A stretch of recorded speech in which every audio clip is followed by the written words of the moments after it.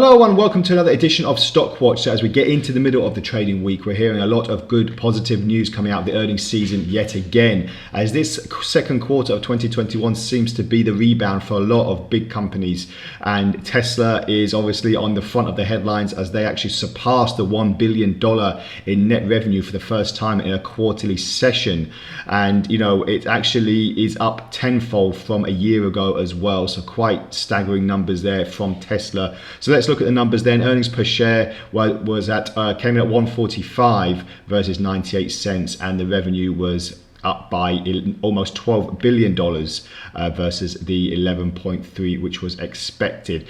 The company also, it's not only automobiles that they make profit on, they also reported over $800 million in revenue from its energy businesses as well. You have to look back at the last quarter and even before that, where it had certain challenges coming out of China. It faced some backlash from consumers and had to recall some vehicles in the sector as well in its Shanghai factory. So to bounce back and make this kind of huge revenue for Q2 is really, really astonishing as well. So very, very positive news for Tesla, and shares were up by just 1% yesterday. So we'll look at the charts shortly. And Louis Vuitton Moet Hennessy as well were a big company that did make quite a significant impact on quarterly sales for the last quarter, and due to the fact that it's far exceeded pandemic sales this year. So they were worried that because travel and other things were getting back on track, that the luxury line would suffer slightly. But more people, especially in the US and China, which was its biggest markets, the selling did not fade, as I said, despite concerns that some investors would probably spend their money on travel and entertainment again.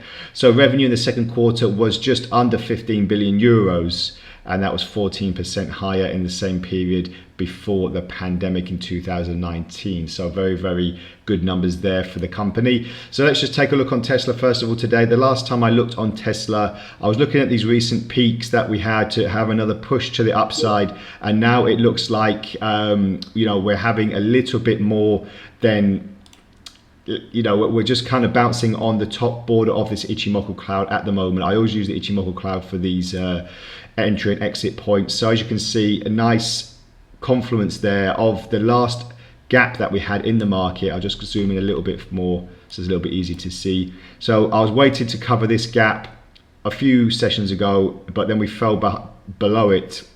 We tried to pick it up with going in a bit of a sideways zigzag motion, and now I'm expecting another push to the upside. If we do break this previous zone here, roughly about the $700, which is a very good psychological confluence level, then I don't see why we can't start moving up to the high end of 700. So just something to look out for in the next few trading sessions. Obviously this good news might have already been priced in, because Tesla was expected to come back with quite a big recovery. So we'll see how that goes. And again, just looking on the 4-hour chart, we're just seeing now a move up, and there was nothing too much in the way of divergences at the moment. It was looking like there was going to be a little bit more of a bearish divergence, but prices started picking up. So that's a good sign that we could see a strong move to the upside in the next few trading sessions. So just something to look out for Tesla. And just a quick look on Louis Vuitton.